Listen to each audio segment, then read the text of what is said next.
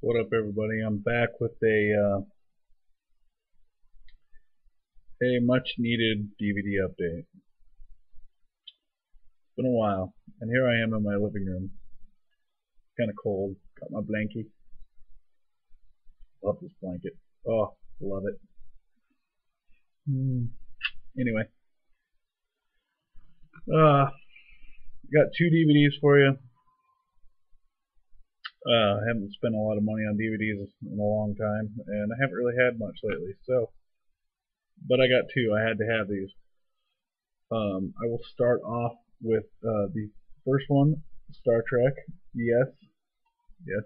All you, I don't care what anybody says. If you're not a Trekkie or anything like that, this was not your typical Star Trek movie.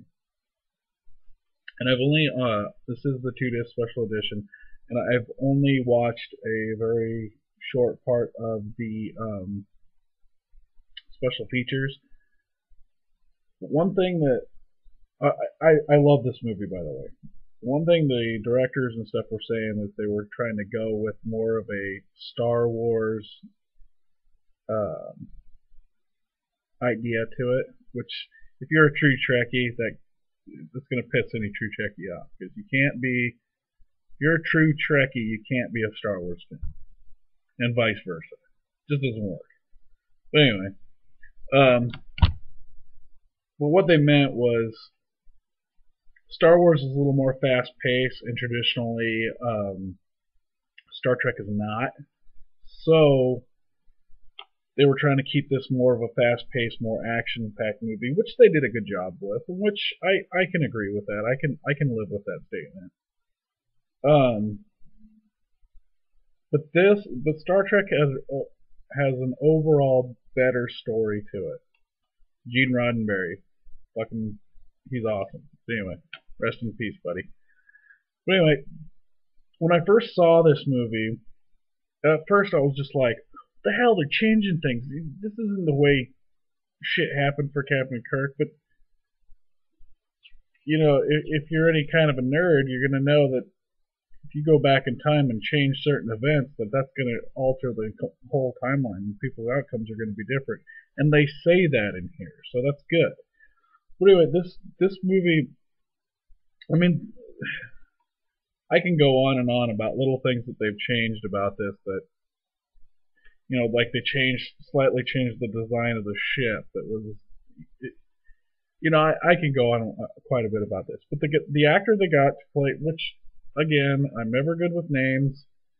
The guy that they got to play Kirk, he did a badass job. It's a pretty decent likeness of a young William Shatner.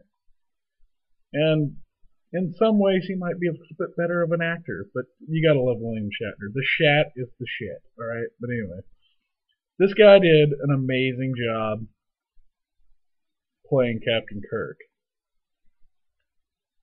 This guy, again, not good with names.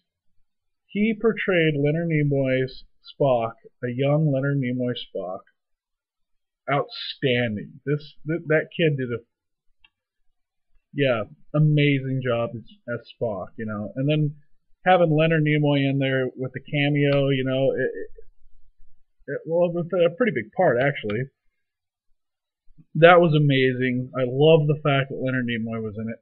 I really, really wish that they could have found a way to fit William Shatner into this movie, because I think that would just have been great. Would have been great, but it probably wouldn't have fit into the story. They probably would have had to change things. It kind of probably would have been a pain in the ass. But I did see a video on here that is a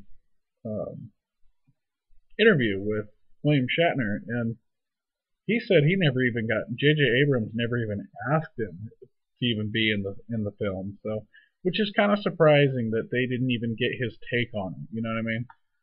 But I mean, overall, man, this movie kicked ass. And Boss Metal went with me to see this in the theaters when it came out, and he is in no way a Star Trek fan. Doesn't like Star Trek at all, and he even thought this was a good movie. So they did, and that's mostly because it's not your typical Star Trek show. I mean, it's definitely not. It's way different from the original show. I mean, it takes a different spin. I mean, I love the Next Generation. I the only ones that I didn't care for. I didn't care for um, Enterprise or Star Trek Enterprise or whatever that show that they did. I didn't care for that one. And then Star Trek Deep Space Nine, I wasn't a big fan of. But the original Star Trek, I just love how cheesy and corny it is. It's great. And then um, Star Trek: The Next Generation was awesome. That's when I came into watching it in the '90s, and catching the old episodes in the mornings, before school and stuff. But and then Star Trek Voyager was a great show. But anyway, I'm not one of those people. I'm not one of those Trekkies that'll go to conventions and dress up or anything like that. I'm not that bad, but I do notice when they make changes, and some of the changes were somewhat kind of annoying and kind of Star Wars-ish, but they worked and they did a great job with the movie. And if you're not a Trekkie, you're not even going to catch what I was talking about. But anyway, moving along. I'll stop talking about Star Trek. Moving along, I just put up a couple songs, that I like just randomly for fun, and one of them was Quiet Riot. Excuse me, Quiet Riot. There we go. Mental Health, and I did a little hat tip to the wrestler. I finally bought it. I have him out around about it for some reason and bought it, but when I picked up Star Trek, I'm like, you know what, I needed this movie too, so I picked it up. This movie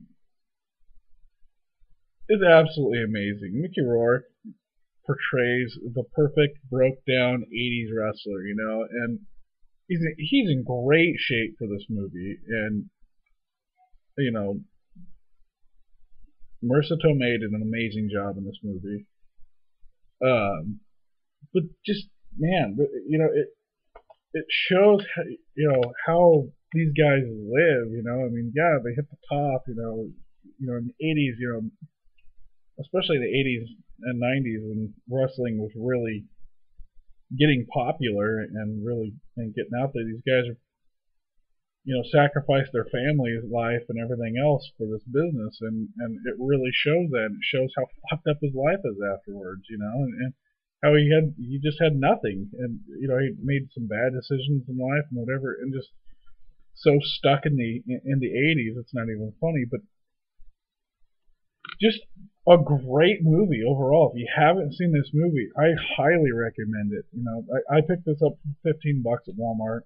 I mean, yeah, it's not like you can't really find like 2-disc special editions or anything like that, but who cares? I mean, honestly, this movie was just overall fucking amazing. And if you've seen it, you know what I'm talking about. In a lot of ways, you feel sorry for the guy, and then then you kind of think, well, he kind of did it to himself. But he just has so much shitty stuff happen to him and stuff, and it just shows that all he's got is wrestling. That's it. And I don't know, it's a great flick. If you haven't seen it, check it out. Seriously, a good movie. But anyway, I'm gonna get off here and see you guys later. Peace.